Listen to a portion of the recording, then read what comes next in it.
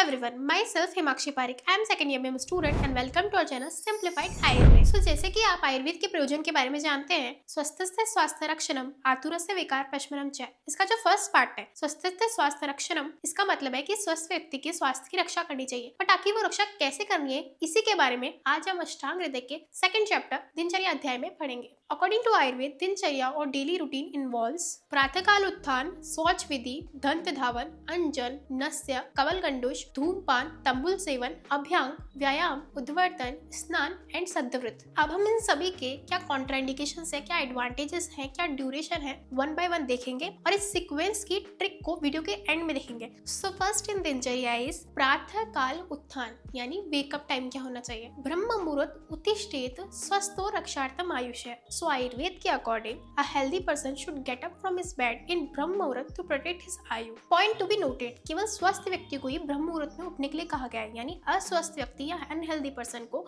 ब्रह्म मुहूर्त में उठने की कोई जरूरत नहीं। बट आखिर ब्रह्म मुहूर्त किस समय को कहा गया है और ब्रह्म मुहूर्त में क्यों उठना चाहिए, इस सवालों के जवाब वन बाय वन देखते हैं। सो जो हमारी नाइट होती है वो टोटल 15 मुहूर्तास की बनी हुई होती है। उसमें से जो लास्ट सेकंड मुहूर्त या 14 मुहूर्त जो होता है उसे हम ब्रह्म मुहूर्त कहते हैं, जो कि 48 मिनट्स का होता है और सूर्योदय से एग्जैक्टली 1 hour 36 मिनट्स पहले होता है। और किसी रिसर्च के दौरान ये कहा गया है कि ब्रह्म मुहूर्त इज द बेस्ट टाइम जहाँ पे हमारे तीनों दोषास बैलेंस कंडीशन में रहता है, and it is very suitable time for obtaining knowledge and for spirituality also. Second in dinacharya is shauch vidhi और cleansing. So a healthy person should eliminate his natural urges like faeces and urine etcetera to cleanse his body in and out. See, अगर हम इसे suppress करके रहेंगे तो इससे वात दोष बढ़ेगा, उससे और कई डिजीज होगी।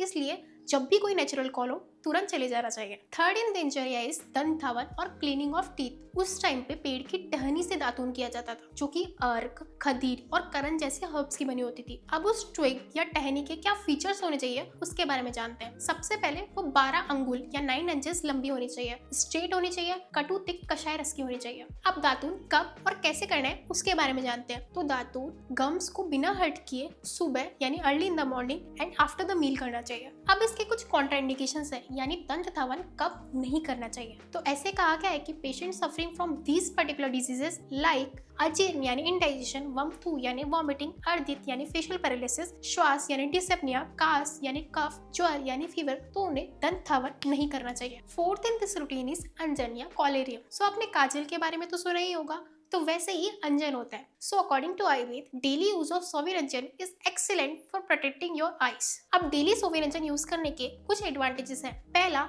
आईज एकदम सुंदर और क्लीन हो जाती है। सेकंड, आईज के जो तीनों कलर पार्ट है वो एकदम वेल डिफाइंड दिखाई देते हैं। एंड तीसरा, जो आईलैशेस है वो भी स्मूथ और फर्म हो जाती है। अब यहाँ पे एक कैच है, सोविरंजन का डेली यूज करने से जो हमारी आईज होती है, जो कि तेज पामुद प्रिडोमिनेंट है, उनमें कफ दोष इंक्रीज हो जाता है। उसको डिक्रीज करने के लिए हम वंस अ वीक रसंजन का यूज करते हैं, जिससे कफ दोष डिक्रीज होकर विजन क्लियर हो जाता है। सो अभी तक हमने दिनचर्या में प्रातःकाल उत्थान, शौच विधि, दंत धावन और अंजन पढ़ा। अब हम बढ़ेंगे नस्य की तरफ। नस्य और nasal drops. Nasya is basically application of nasal drops with tel. According to Ayurveda, regular use of अणु तेल 2 drops in each nostrils have many advantages. ऊपर से देखते हैं, बाल कभी सफेद नहीं होते। सेकंड, स्किन रिंकल फ्री रहती है, माउथ से कोई स्मेल नहीं आती है, वॉइस स्वीट हो जाती है और हमारे नेक, शोल्डर और चेस्ट का पार्ट है वो भी स्ट्रॉन्ग हो जाता है। अब इस श्लोक को देखिए, अणु तेलम ततो नस्यम ततो गंडुष धारणम, यानी अणु तेल से नस्य करने के बाद गंडुष धारण करते हैं। अब गंडुष क्या है इसके बारे में पढ़ते हैं। गंडुष कवल धारण इज नथिंग बट गार्गलिंग या गरारे करना। अब गंडुष और कवल में कुछ डिफरेंस है, आइए उसे देखते हैं। गंडुष जो होता है उसमें मुंह में लिक्विड होल्ड करना पड़ता है विदाउट मूवमेंट। कवल के अंदर मुंह में पेस्ट होल्ड करके मूवमेंट करना पड़ता है। अब गंडुष कवल धारण करने के कुछ एडवांटेजेस हैं। It gives strength to mandibular joints, voice will be cleared, it relieves dryness in the mouth, crack in lips and toothache. For regular use, Gandush with lukewarm water will make mouth clean and cheerful. अब what is the duration of Gandush and कवल धारण? तो ऐसे कहा गया है कि जब तक आंख और नाक से पानी ना निकले तब तक गंडूश और कवल धारण करना चाहिए। अब नस्य और गंडूश के बाद इनहेलेशन ऑफ स्मोक्स यानी प्रायोगिक धूमपान करना चाहिए। And by the use of prayogika dhumapana, diseases related to eyes, nose and throat originated by vata and kapha dosha will also be relieved. अभी तक हमने दिनचर्या में क्या क्या पढ़ा। सबसे पहले प्रातः काल उत्थान, शौच विधि, दंत धावन, अंजन, नस्य, कवल गंडूश एंड धूमपान। अब आप कहेंगे कि मैं बार बार आपको ये ऑर्डर क्यों याद दिला रही हूँ, बिकॉज इसे इसी ऑर्डर में फॉलो करना होता है। इसके पीछे एक लॉजिक है।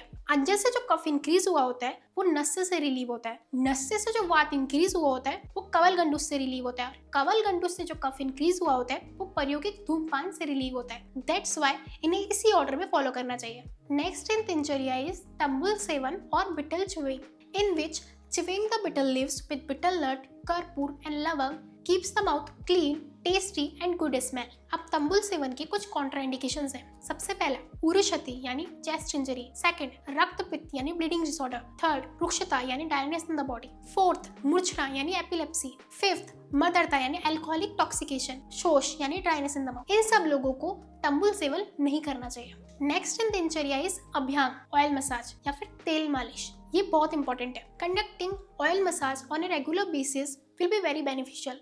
It delays aging, relieves fatigue, mitigates वात दोष or decreases वात दोष, promotes strength, relieves insomnia and also gives toughness and prettiness to the skin.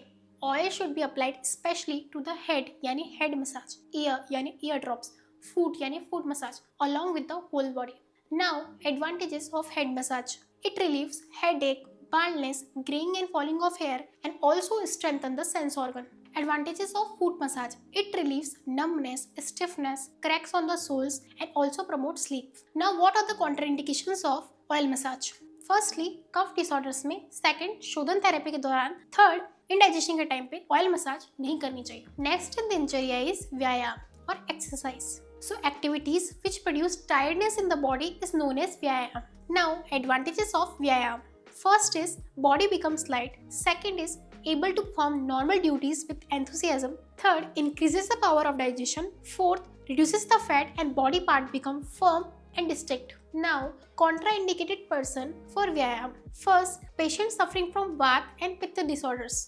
Second, children, aged and patients suffering from indigestion. Now, duration of व्यायाम। तो ऐसा कहा गया है कि बलवान व्यक्ति जो कि ठंड के टाइम पे स्निग्ध भोजन करते हैं उन्हें अर्ध शक्ति यानी उनकी कैपेसिटी से हाफ व्यायाम करना चाहिए, और बाकी के लोग और बाकी सीजन्स में अर्ध शक्ति से कम व्यायाम करना चाहिए। अब जोश में आकर लोग अति व्यायाम कर लेते हैं जिसके कुछ कॉम्प्लिकेशंस हैं, लाइक तृष्णा, क्षय, श्रम, काज, ज्वर, सर्दी। देखो, व्यायाम के पहले हमने ऑयल मसाज की थी, व्यायाम के बाद हम पाउडर मसाज या उद्वर्तन करते हैं। So next in dinacharya is udvartan या powder massage. That is massaging with fine powder in the opposite direction of hair follicles with high pressure is known as udvartan. Daily उद्वर्तन करने के कुछ फायदे हैं। पहला, कफ दोष कम हो जाता है। दूसरा, फैट लिक्विफाई हो जाता है। तीसरा, बॉडी पार्ट्स फर्म हो जाते हैं। एंड फोर्थ, स्किन हेल्थी हो जाती है। Here is a note, there are two more terms. First is udgharshan, second is utsadan. उद्घर्षण में हम ड्राई एंड रफ ड्रग्स का यूज करते हैं, उत्साधन में हम स्निग्ध या अनकुशस पेस्ट का यूज करते हैं। अब इनसे होता क्या है कि जो स्किन के जो चैनल्स हैं वो डायलेट हो जाते हैं और स्किन में जो पित्त होता है उसकी पावर एनहांस हो जाती है, जिससे हमारा कॉम्प्लेक्शन एनहांस हो जाता है। लास्टली इन दिनचर्या इज स्नान और bath. Now there are some advantages of bath. First is it increases appetite, इसलिए नहाने के बाद ही खाना खाना चाहिए। Second, it improves sexual vigor. Third, it improves body strength. And fourth,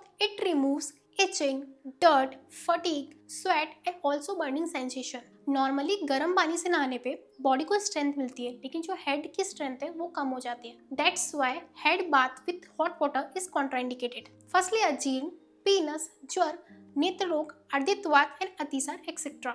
सो अभी हमने दिनचर्या के सभी पॉइंट्स देख लिए हैं। इन्हें मेमोराइज करने के लिए एक ट्रिक है। सो दिनचर्या में सबसे पहले प्रातः काल उत्थान, शौच विधि, दंत धावन, इन्हें याद करना इजी है बिकॉज ये रिलेटेबल है। अब 3rd to 12th के लिए एक ट्रिक है जो कि हेड से स्टार्ट होती है। सबसे पहले अंजन, फिर नस्य, फिर कवल गंडूश, धूमपान एंड तंबुल सेवन हेड से रिलेटेड है। उसके बाद अभ्यांग, व्यायाम, उद्वर्तन, स्नान पूरी बॉडी में किया जाता है। तो इसी से आप दिनचर्या को मेमोराइज कर सकते हैं। सो फिजिकल हेल्थ को मेंटेन करने के साथ साथ मेंटल हेल्थ को भी मेंटेन करना बहुत जरूरी है। उसी के लिए सत्व्रत का पालन करना चाहिए, यानी रेजिमेन ऑफ गुड कंडक्ट। इसमें पहला पॉइंट है, to maintain positive health one must have wholesome and limited food only to that after completion of the digestion of previously consumed food. Second point, at the time of natural urges like feces and urine, one must not attend any work. So all the activities of human beings are meant for happiness only, and such happiness will not be happen without dharma. So one must pursue right conduct only. तो इसी के साथ दिनचर्या अध्याय यहीं समाप्त होता है। Thank you for watching this video. Stay tuned, keep simplifying.